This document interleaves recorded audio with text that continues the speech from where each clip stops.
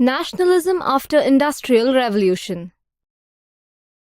At the end of this lesson, you should be able to state the changes brought by the Treaty of Vienna, 1815, define the terms conservatism and romanticism, state the political, social, and economic ideas supported by the liberals, describe the historical context of Frankfurt Parliament, 1848. Let us look at the political scenario of Europe in mid-18th century. Habsburg Empire. The patchwork of different languages and various ethnic groups was a good example of political scenario in Europe. In addition to the various local dialects, languages such as German, Italian, Venetia Magyar, and Polish were popular in Habsburg. The various ethnic groups in this kingdom included Bohemians, Slovaks, Slovenes, Croats, and Romans. Despite these differences, the idea of nationalism emerged in Europe and laid the foundation for the emergence of nation-states.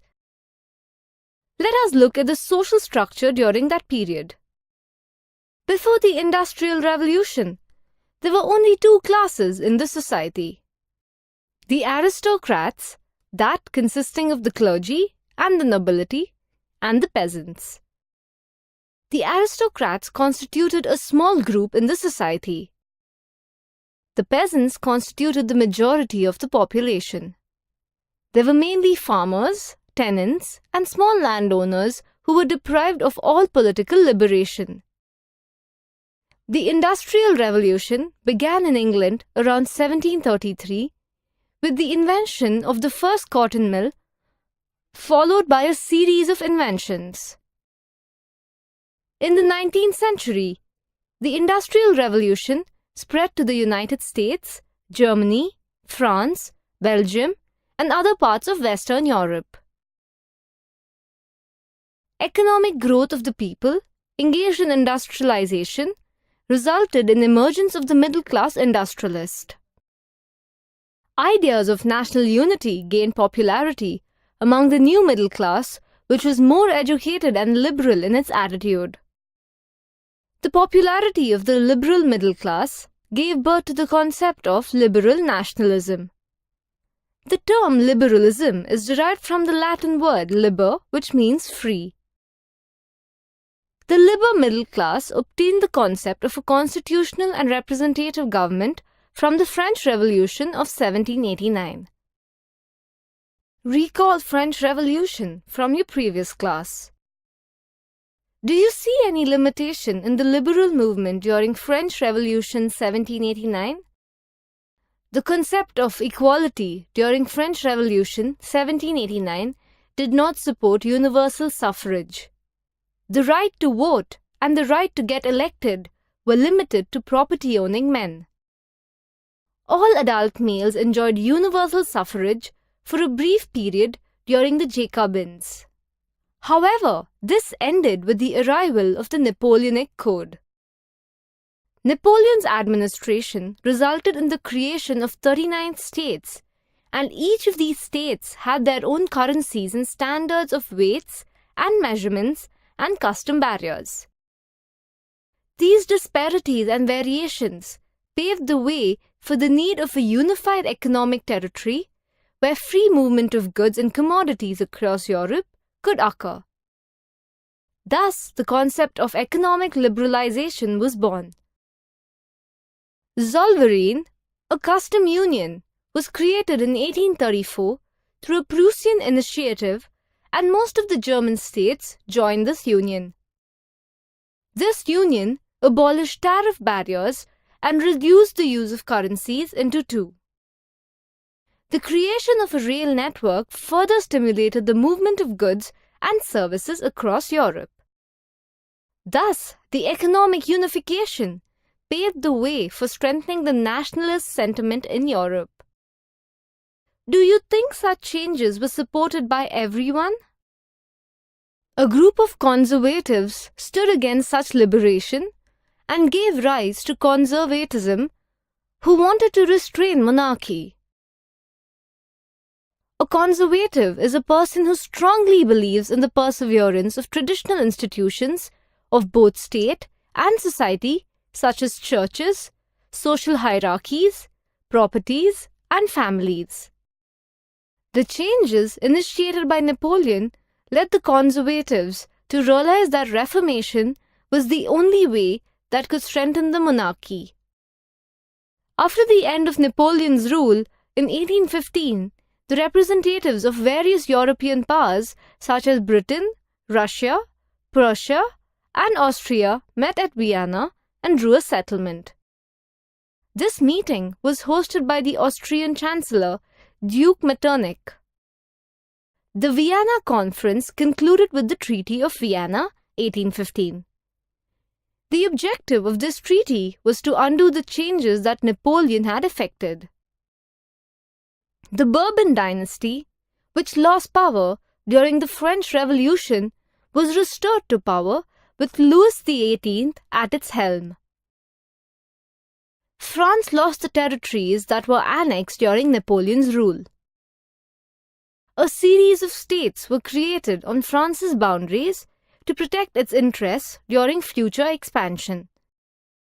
During this period, the conservatives imposed censorship laws to control newspapers, books, plays, and songs that reflected the idea of liberty and freedom. What do you think would have been the consequences of these restrictions? Liberal nationalists started criticizing the conservatives for restricting the press and demanded freedom of expression. Many liberal nationalists went underground for the fear of getting suppressed by the autocracy. Secret societies were formed in many European states to train revolutionaries and spread the idea of nationalism. Many revolutions came up with the leadership of liberal nationalists. The first upheaval took place in France in July 1830, which is popularly known as July Revolution. The Bourbon king, Louis XVIII, was overthrown by liberal revolutionaries and established constitutional monarchy with Louis Philippe as its head. July Revolution of French inspired the people of Belgium and wanted their independence from Netherlands. This put the ignition to an uprising in Brussels. Finally, Belgium was separated from the Kingdom of Netherlands through a revolution in Brussels. Now let us look at Greece, one of the oldest civilizations of the world. Greece, which had been a part of Ottoman Empire since 15th century, struggled for their independence in 1821.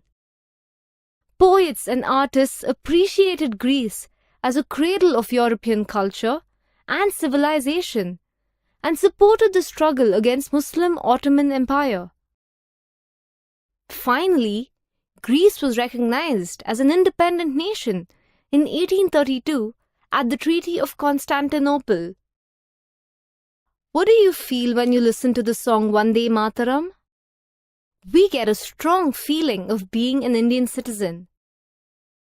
The same way art, poetry, stories, music helped in the growth of nationalist feeling during the period of Romanticism. Romanticism is a cultural movement helped in developing a particular kind of nationalist sentiment in Europe during the days of Revolution. Romantic imagination in the form of art, poetry, stories, dance, and song gained popularity all over Europe. In the late 18th century, Poland was partitioned among the great powers, Russia, Prussia, and Austria. After the Russian occupation, Polish language was removed forcefully from schools and imposed Russian. Then the language had become the weapon to rebel. Large number of priests and bishops were either put in jail or sent to Siberia by Russian authorities for using Polish language in churches and religious instruction. In the meantime, there was an economic hardship in Europe during 1830s. Due to the enormous increase in population all over Europe, unemployment increased. In 1848, food shortage and widespread unemployment brought the people of Paris out on the roads. Barricades were erected and King Louis Philippe was forced to flee. Republic-based universal male suffrage had been proclaimed in France with the abduction of monarchy. National Assembly proclaimed a republic, granted suffrage to all adult males about 21. Now, look at Germany. A large number of political associations with the members of middle-class liberal nationalists came together in the city of Frankfurt and decided to vote for an all-German National Assembly. On 18th May, 831 elected representatives marched to take their places in the Frankfurt Parliament convened in the Church of St. Paul. They drafted a constitution for a German nation to be headed by monarchy subject to a parliament. They offered the crown to Frederick Wilhelm IV, the King of Prussia. But the king rejected the crown and joined another monarch to oppose the elected assembly. Slowly, the social basis of the parliament became weaker in front of strong opposition of military and aristocracy. Finally, the assembly was forced to disband by Prussian troops. The Frankfurt Assembly ruined because the assembly was unable to take any definitive action toward unification of the nation. Secondly, the parliament, dominated by middle class, could not fulfill the demands of the workers and the artisans, hence lost their support.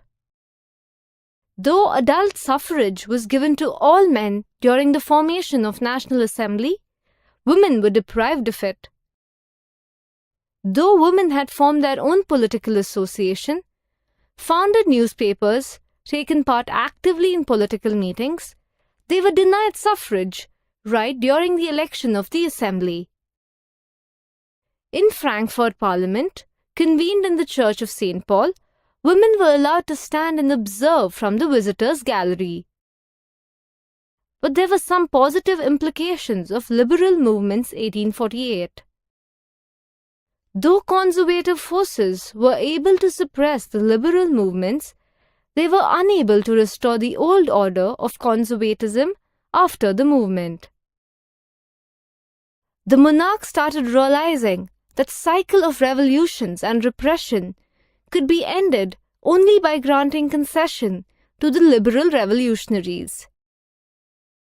After 1848, the autocratic monarchies of Central and Eastern Europe started introducing some changes. Likewise, the changes took place in Western Europe before 1815. Serfdom and bonded labor were abolished both in Habsburg dominion and in Russia. The Habsburg rulers granted more autonomy to the Hungarians in 1867.